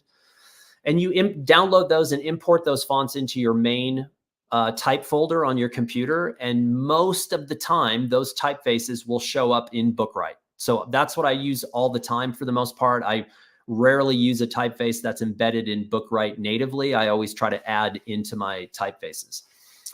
All right, so let's take another. Why do you not like captions? Aren't they one way of telling the story of a photo? Yes and no. So it depends. The reason I say I don't like captions is because captions compete with the photograph. So if you want people's attention to be pulled away from your photograph and onto the copy, then fine, if that's something you want to live with. It's the reason why people spend more time when you go to the Louvre in Paris and look at artwork. Visitors to the Louvre look at the caption. They spend twice the amount of time on the caption as they do with the piece of work. I don't want that. I want people to look at the photographs. If I really need captions, I can use a numeric value at the bottom of the page and then create an index in the back. The only time that I would really put captions with my work is if, I was like detailing some consistent aspect of the photographs, like the genus or the Latin names of the birds. But even then I would put it in the back because most people they're not going to care like what species the bird is or what family they're from. So yeah, you just have to ask them if you want to have these compete. And the reason I say this is because so many people have come up to me over the years and said, quote, well, I know I have to have captions. No, you don't have to have captions. You don't have to have page numbers unless you're specifically referencing those pages some other place in the book as you are doing an index in the back. If you're doing an index, obviously those indexes have to lead to a numeric value or some other value earlier in the book so that people can go back and forth. But again, do I want people going back and forth unless they absolutely have to? So again, no right and wrong here, just a personal preference. All right, let me take another question from the chat. Any more questions from the chat? Here we go. How can we learn more about type treatment? Layout and type is so challenging. Please do a whole talk just on this. I think what we should do is we should have someone who's a type expert come and give a talk. I happen to know a couple, and they're amazing. There's a guy, if you want to know a type expert, there's a guy in San Francisco first name is Bob, and his last name is the best ever. His last name is Awfuldish, Aufuldish. Bob is a gem of a human being. He's a Midwesterner. He's super nice. He has taught typography since 1990. So when you travel with Bob and Bob sees the name of a restaurant that say opened in 1985 and they're using a typeface from 1987, he gets offended. And he's like, they shouldn't have used that. They should have used a typeface from pre-1995. So that's the kind of like level of type that he's into. So yeah, so that is, I'm probably not the person to give the full page design typography. And also, by the way, he's a full-time book designer. And the books that he creates are stunning. So you can learn more, Linda, by just starting with a basic search or going to some of your favorite photo books, figuring out who the designer was and working backwards from the designer's website and studying what kind of type they're using. You can also go that route. Okay, let's see what time we got here. It is 1:23. So work time 20, progress. I'm going to do a tiny bit more work on this. And then we are going to, I'm going to do another giveaway. And I'm also going to look at that whiteboard again to see if you guys keep populating the whiteboard. I think that would be a good idea. So let me see here. I kind of like, yeah. So if I go down to manage pages, oh, I've created a mess, haven't I? Look at this. Although I have to say, there is something kind of cool about every 10 pages or so having a nice big fat piece of color. I definitely like that. I do like this minimal, and then color. That's good. That could be a chapter head thing Could conceivably do that for chapter head, but I don't know. May not be. Let me see what else I've got up here. Oh, there was something I was thinking about doing in the little bit further up, but if I was going to, so remember when we looked at Steve's work and I said, Steve, you need to let the front of the book breathe and the back of the book breathe. I think this is the kind of thing, I'll show you what I'm talking about. So let me place a photo here. I'm going to go across the gutter, but not all the way. And this is fast. Dang it, I did it again. How many times am I going to do this? All right, so I'm going to go up here to layouts. I'm going to go here, go here. This is a picture of me in elementary school. And yeah, my mom cut my hair literally with a bowl. She used a bowl. And now I'm going to add another photograph here. Again, I don't like these spreads where there's like overlapping stuff, but this is my dad and I, Wyoming as a kid. These are both in Wyoming, circa 1977, maybe. Back when the world was so innocent. Here we are. And then I'm going to go to the next spread and I'm going to do, let me see here, one photo. I'm going to do this. And I'm going to do this. Back to photos. And now I'm going to do this. Okay, so I'm going to go back to manage pages. And I'm going to drag this up here. And I'm going to drag this up here. Now, so let's say we start here and I go to preview. This, Steve, is what I'm talking about. So let me do something else here. Let me get rid of this picture of me. It's kind of obnoxious. I would never do that. Let me do this. Even though this might not be representative of the entire book, but for argument's sake here, I'm going to go back to the cover. And so we have birds on the cover right now, which is probably not going to be the end all result of the book because the ultimate book will be more about the culture of New Mexico and not birds. But I'm going here and then I start with a nice clean bird page. And now imagine if I had a little bit of text in here. Add some text. Go here. I'm going to go to Josephine Sans. I'm going to go to 10-point type. And I'm going to make that black. And I'm going to go copy. Okay, let me do this. So now imagine I had a little copy, paste, little copy in here. And this was an explanation of that's me, that's my father. This is why I'm doing this book. This book is a reflection. And oddly enough, this was the original idea behind this book. I grew up on a ranch in Wyoming. And New Mexico was considered the last of the American wild states. So in the mid 1800s, when they said the frontier had been tamed and New Mexico was the outlier. New Mexico was the state where you went, if you got into trouble somewhere else, you could come here and no one would bother you. It's one of the reasons why Billy the Kid really never left New Mexico except to go to Old Mexico, was because they left him alone. It was wild. It was kind of untamed. And New Mexico, to me, to this day, still feels exactly the same. That was the original thing, was that this underlying current of wildness in the American West was still representative of modern New Mexico. And it was represented in things from culture, society, law enforcement, migration, all of these different things. That was the original thing. And the reason why I did this project was it tied back to my childhood on a ranch in Wyoming.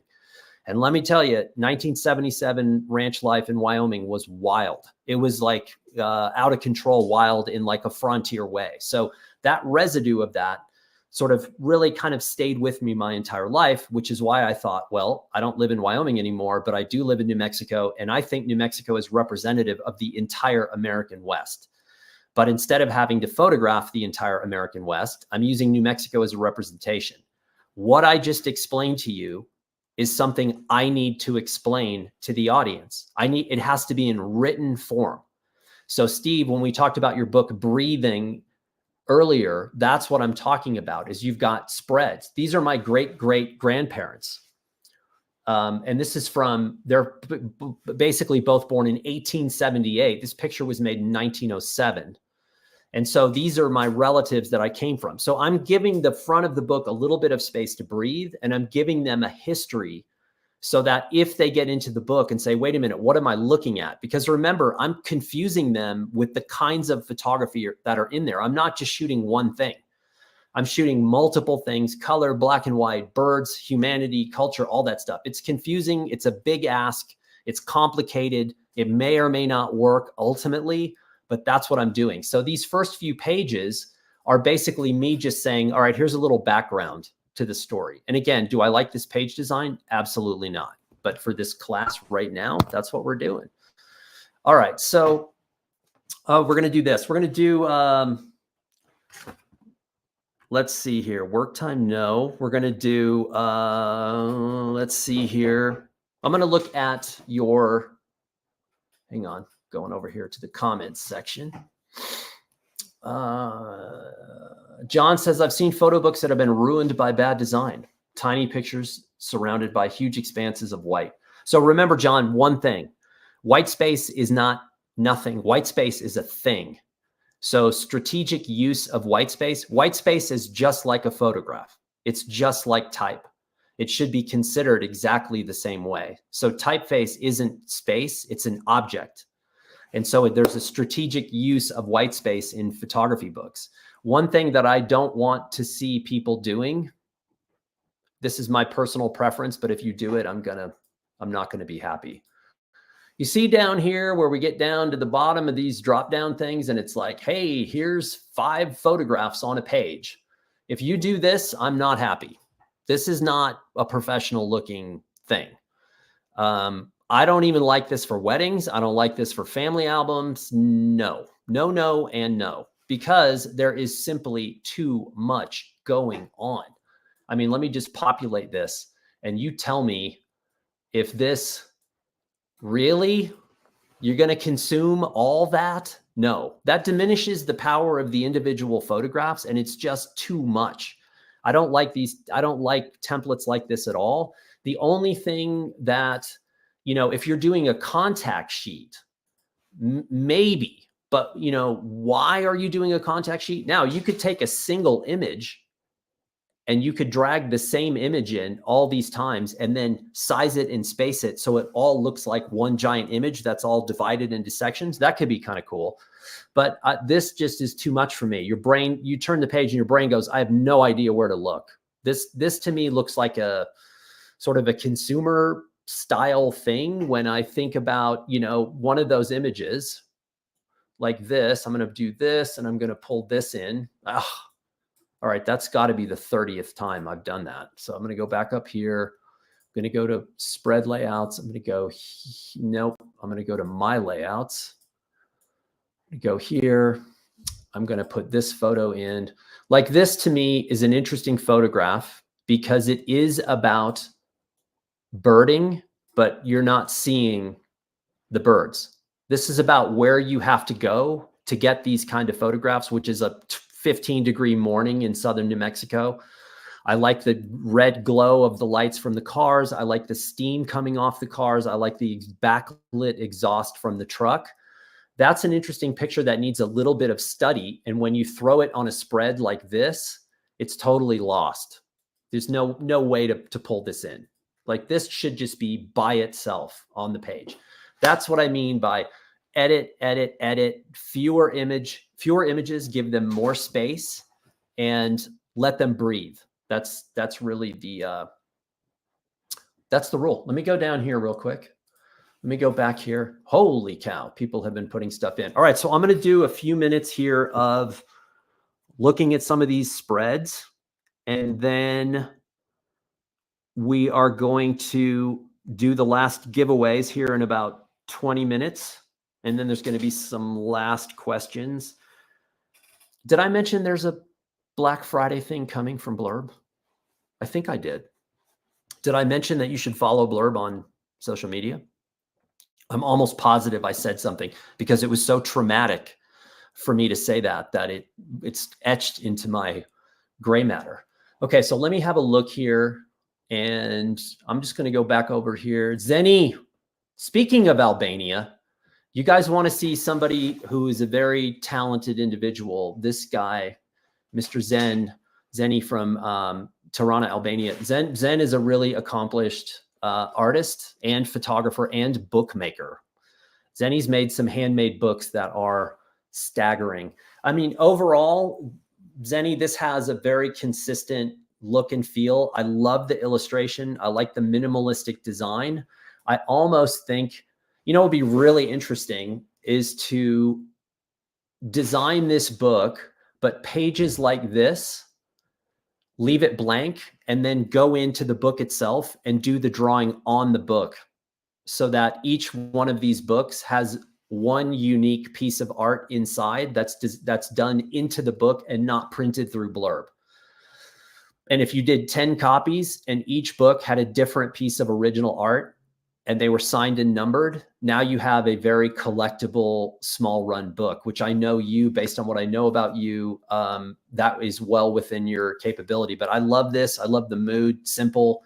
I like your type treatment here. The 2 columns offset, that looks really nice, very clean. I like your the size of the title here. I know it's small to see for people, so I'm not sure. I guess I could probably, yeah. Well, no, sorry. Tried to zoom in. I could zoom in a little bit, but then it gets weird. It gets weird on me. Yeah, Zeni, it's nice. I'm looking. I like this colored shirt here. That's kind of bizarre as well. Yeah. Artistic journey 2014 to 2024. Let me see here. It says this is 35% of spreads. So you've got quite a bit more. I was going to say maybe one more page of copy in the front here. And you know, I can't read this, so I'm not sure what this says, but if it's enough to give me like a little written piece of your history, then it might be enough. I do like the studio as well, which I have not yet been able to visit. So maybe on the next trip, I get to see Zeni's studio. Anyway, always good work. Let me see here. Process drawing, because it's also work when I was a student. Oh, okay. So this was that work that we were just looking at, was work that he did as a student. And yeah, it's nice. But I do think what I said before, if you did, and the reason I'm telling you this is I did a collaborative book with a painter from San Francisco who I love, and I designed a Blurb book that he knew nothing about. And he's a guy, I've been friends with him for 25 years. We only correspond through the mail, so we rarely see each other in person, every few years. So I designed a book, and I designed half of the book, and then I left the other half blank. And I said, hey, I'm in San Francisco. Do you want to get coffee? And he said, yes. So we went to coffee, and I just slid this book across the table at him. And he said, what is that? And I said, you have to look at it. And I designed the book to him. So there was a written piece in the front of the book that said, what happens if these two people collaborated on a project and blah, blah, blah. So basically I put the ball in his court, and he could do with that empty half of the book whatever he wanted. And he ended up doing charcoal drawings in the book. And I had this book on display last year in Santa Fe at the same event that's coming up next weekend. And a curator from one of the museums in the US came up and said, we want this book in our collection. And I think a big part of it was because of his original artworks in the book. It wasn't like they were glued in. He actually did them in the book. And I think you could do something like that. That would be really, really fun. Okay, let me have a look here at Courageous Duck. Okay, so Courageous Duck. The first thing that happened to me is I completely ignored your imagery and I went straight to the captions. And I just go back and forth from caption to caption. I'm not really looking at the photograph, so I don't think you need the date. And if you really think you have to, I don't think you need to describe what's in the image. I think if you want to talk about what's in this book, do a story, write the story of what it is you're photographing.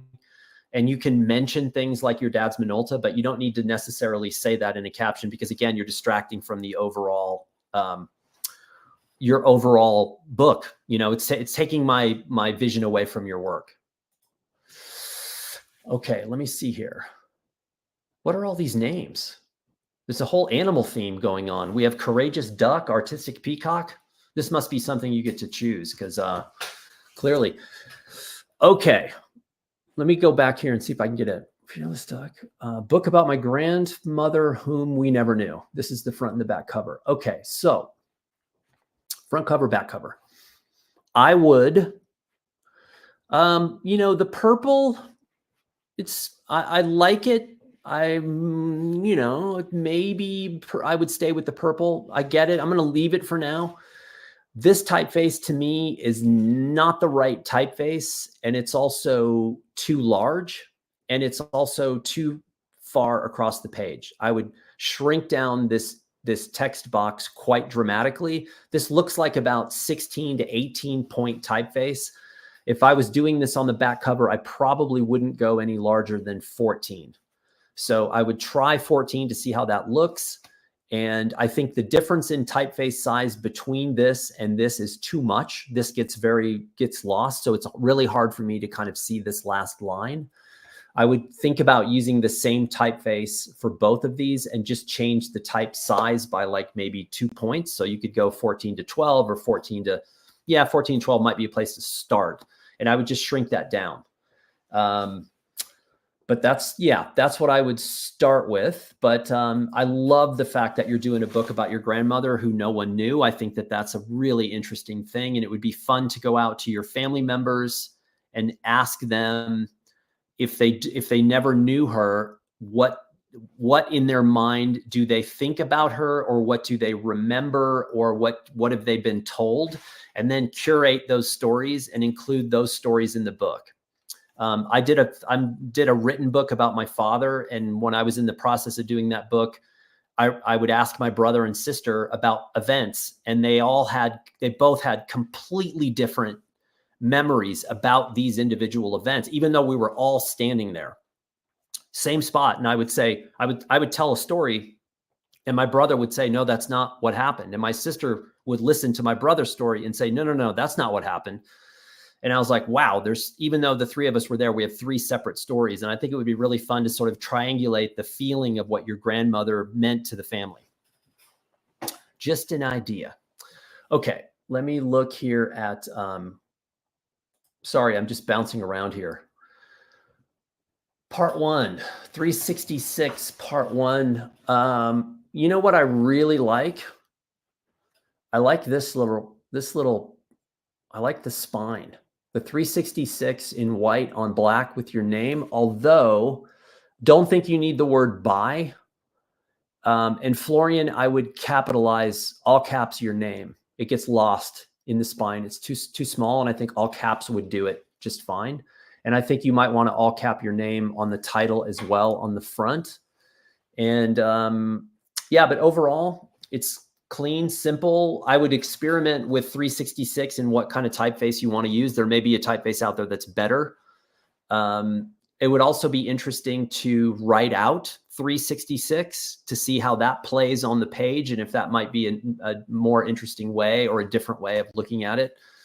And also, I would love to see this with a border on both of these images.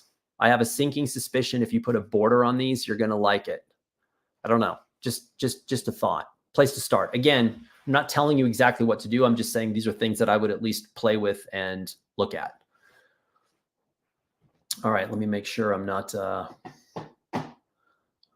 overstepping we got about 15 minutes left.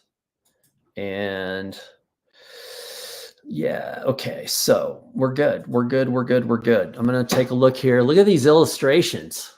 Hang on. My mouse is not helping here. Look at this. Whoa. Sugarfinkel. Diaries Part 3.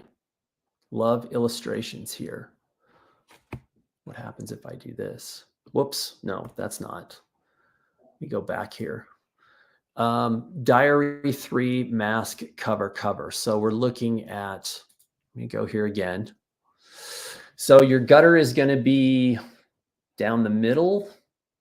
And I'm thinking like, it would be nice to be right straight down here so that you had this partial face coming out near the gutter on this side. I'm not sure. So sugar, I would definitely play with typeface. I don't think this typeface is necessarily something, it's not working for me. I think there's a better typeface for this kind of work. And yeah, I think I would probably use one typeface for your name and another for this. And I would work on potentially changing this typeface and also making this smaller. And I think that there's a way of, you know, I mean, look, if you took diaries and diaries was in one density, let's say it's all black, and then you took part 3 and you changed the density to 80% black so that they were slightly offset, it's going to make a dramatic difference. You could also do the same thing with 97 to 2015. They could all be in slight different densities. They could be in slightly different sizes, and you can move the placement around a little bit. I think the work itself is good. So you really have to work on taking that title, maybe changing the placement in the typefaces. Examples of typeface. Here we go. April. Yeah.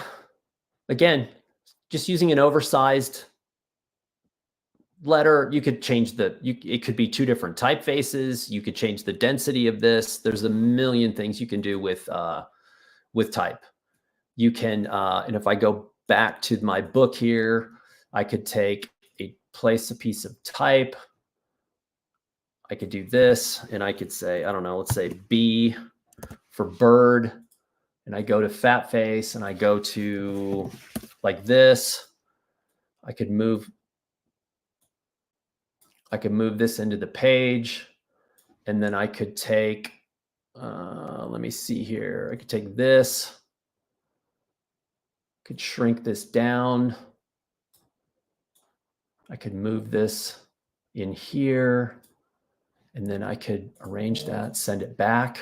So I could have just like a little floating bird inside of a giant letter. There's a million things. Again, it's no right or wrong here, but whoops, save. Preview. Whoops, not gonna upload this thing. Back to project. Anyway, you get the gist. I don't know where that page was, but it's in there here. Okay. Let me go back to here. And then we are, okay, so we're going to do the giveaways. So let me go, hang on, hold the phone here. Private chat. Okay, so we are now going to do $100 giveaway. $100 giveaway. So hopefully you're here. The first person we are doing is Deborah Cole. Is Deborah, let me go back to, we can leave that up. Deborah Cole. Is Deborah Cole in, hang on, let me see here, my mouse. Deborah Cole? Yes, Deborah, awesome. You just got a $100 gift code. Is that fantastic or what? You know how many notebooks you can make for $100, or trade books or magazines? You can make a stack. Stack. So congratulations, Deborah, on winning that. And the next person. All right. Let me see. I want to just antagonize you a little more before we get that. Let's recap what we learned here today. We learned that we can make either a photo book, a magazine, a trade book. I chose to make a notebook, which is its own specific thing. I think it's a great gateway product. It's fun. There's not many rules with a notebook. Allows you to live with the work itself. We also learned that editing is really key, that you want less is more. You want fewer images taking up more space on the page so that the viewer has a chance to really take in your work and not bombard people with spreads that have a dozen different images on there. We also learned there's a lot of people who are keen to learn more about typography and page design. And again, remember my Last of the Mohican story. I didn't have any training as well. So I'm starting at zero.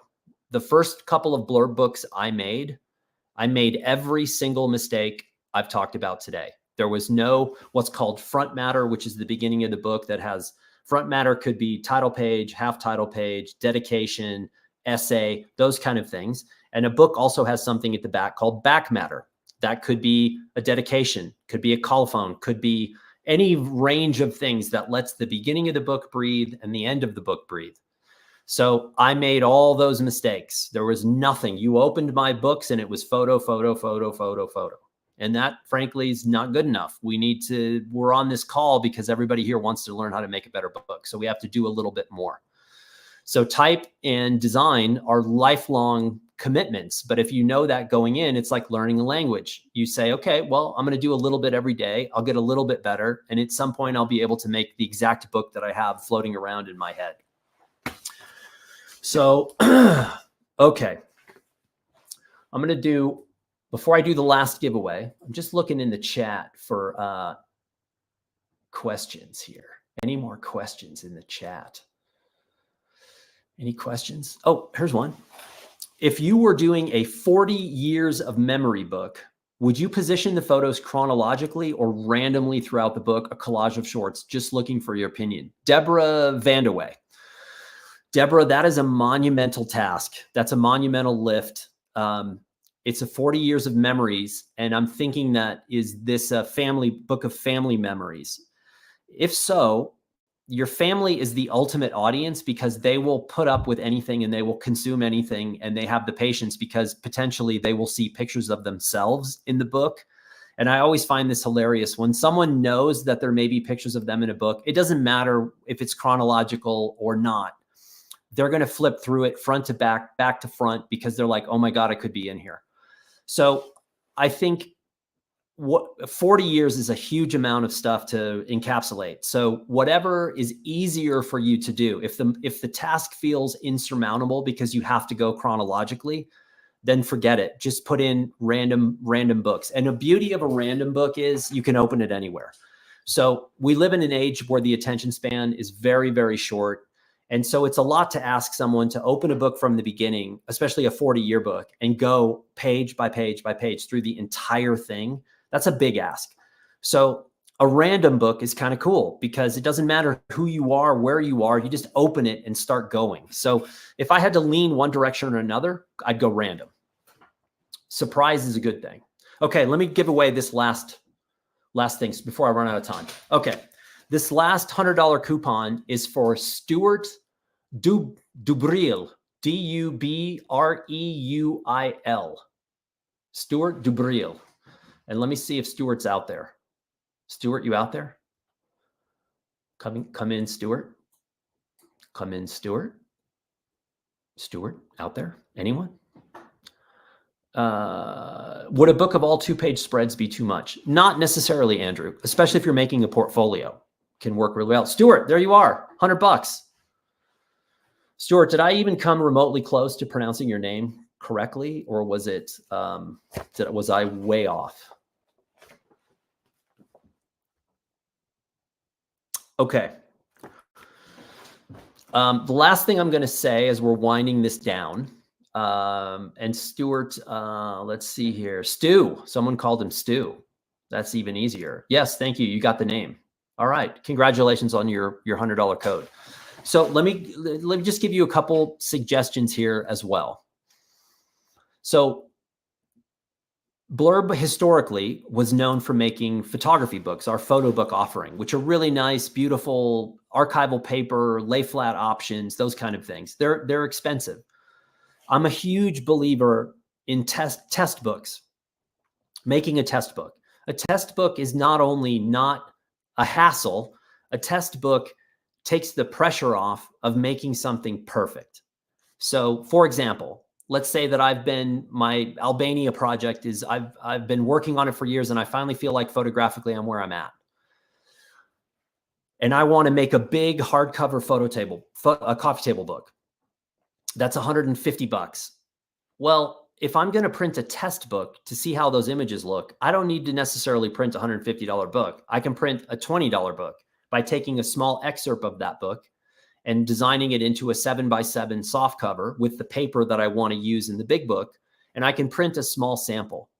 And inside that book is not only the photographs, but inside that test book, that sample book, I have a single line of copy. All work and no play makes Dan a dull boy, right? Something, whatever you want to write. And I print it in that book at 8 point, 10 point, 12 point, 14 point, 16 point typeface, font size, so that I can see which one looks the best on the page. And then for $20, you have this roadmap of what you can do in your big book without having to spend all that money on the big book. So I probably make 5-6 test books for every big book because I want to get it where I want it before I, really go to print on the big thing. So are you going to look at chat and post answers to unanswered questions? Carol, what? I mean, you know how much time that's going to take? I don't know if we're going to do that or not. There's a lot of questions coming in here, but we would like to do whatever we can to try to answer as many of these. So we will, as a team, have a little meeting and try to see what we can come up with. But the goal is to continue to do events like this because, and maybe next time I'll basically take one body of work and I will do a cohesive sort of design of what like a straight photography book might look like, with front matter, with back matter, with a tight edit, and kind of show you what I would do with a classic body of photography to turn it into something cohesive and beautiful and different. So we got a couple minutes left. I'm going to go through here, and you are very welcome. I want to thank everybody for tuning in and spending 2 hours with us. I know everybody's time is precious. And I also want to thank again the Blurb staff behind the scenes, Michelle and Air and Kara, who are here and funneling me all kinds of information behind the scenes. And if we didn't get to your stuff, I apologize. We're going to keep doing image breakdowns, and we're going to be doing more events like this in the future. So whatever feedback you have, we would love to have it. And stay tuned again for the Black Friday deal. Let me take another question here. Do you suggest making a notebook before a book? If the book is of serious context to you, meaning you're like, man, I really want this book to look good. I'm not, this photography is important to me, or this artwork is important. I love making a journal because you get to live with those pictures for a couple of months if you want to. And the journal is informal and it's not meant for an outside audience. So if I make a book that I'm putting in front of all of you and saying, I really want to sell this book to people I don't know, that comes with a level of like pressure. This has to be really good. I can't have any typos. I can't do this. I can't do that. It has to be perfect. Whereas with the journal, you're the only person that's going to see it. So talk about taking design chances. A journal should be a sketchbook where you're throwing stuff in like, I'm going to run this image halfway off the page. I'm going to put a colored thing over the top of it. I'm going to use a yellow page background, like stuff I would typically never do. I do in the journal without thinking about it. And it's so much fun. It's like it's fun. But again, remember, museums are collecting these things, believe it or not. So it's not like they're inconsequential books, regardless of how strange they look. Okay. Let's see. I think we're about there. I think we're about done. Many thanks. Looking forward to the future sessions. I found 2 hours a bit long, so maybe 1 hour is a consideration. Come on, Jane. 2 hours too long? No, we all need to just relax. Yeah, 2 hours is a long time, but I think the thing is, this stuff's a bit complicated. So type and page design and editing and those kind of things, they're a bit complicated. And if you're new to the software, that could have been a challenge too, looking at BookWright for the first time. So we will take all of that into consideration. And maybe we do hour long, but we do more of them. We don't know. That's a good, thank you for the feedback. And thanks everyone for the feedback and the questions. Much appreciate it. And It's cool to see so many familiar names on the list of people that I know in my personal life or YouTube life or Shifter life. So, or Blurb life. So thanks again. And test book is a great idea. Yes. Test book is the price of admission.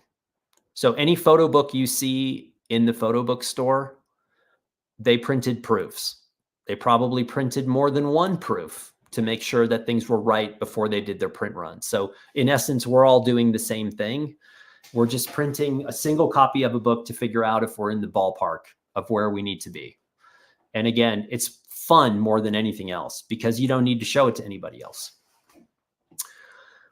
Thank you. And we will see you next time.